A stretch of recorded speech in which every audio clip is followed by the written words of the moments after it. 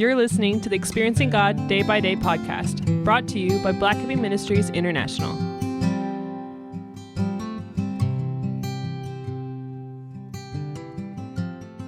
May 20th. Obedience step by step. Genesis 22, verses 1 and 2. After these things, God tested Abraham and said to him, "Abraham." "Here I am," he answered. "Take your son," he said, "your only son, Isaac, whom you love. Go to the land of Moriah and offer him there as a burnt offering on one of the mountains I will tell you about." Our difficulty is not that we don't know God's will. Our discomfort comes from the fact that we do know His will, but we do not want to do it. When God first spoke to Abraham, His commands were straightforward. Go to a land I will show you. See Genesis 12, verse 1. Then God led Abraham through a number of tests over the years.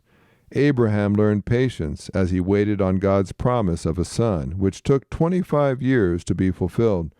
Abraham learned to trust God through battles with kings and through the destruction of Sodom and Gomorrah. The pinnacle of Abraham's walk of faith was when God asked him to sacrifice the one thing that meant more to him than anything else.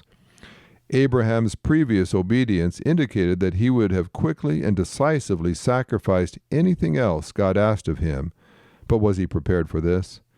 God did not ask Abraham to make such a significant sacrifice at the beginning of their relationship.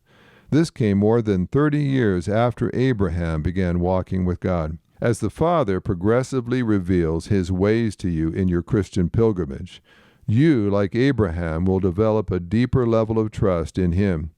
When you first became a Christian, your Master's instructions were probably fundamental, such as being baptized or changing your lifestyle. But as you learn to trust Him more deeply, He will develop your character to match bigger tests. And with the greater test will come a greater love for God and knowledge of His ways. Are you ready for God's next revelation? This podcast is based on the book Experiencing God Day by Day by Henry and Richard Blackaby, published by B&H Publishing Group, music by Mark Brown.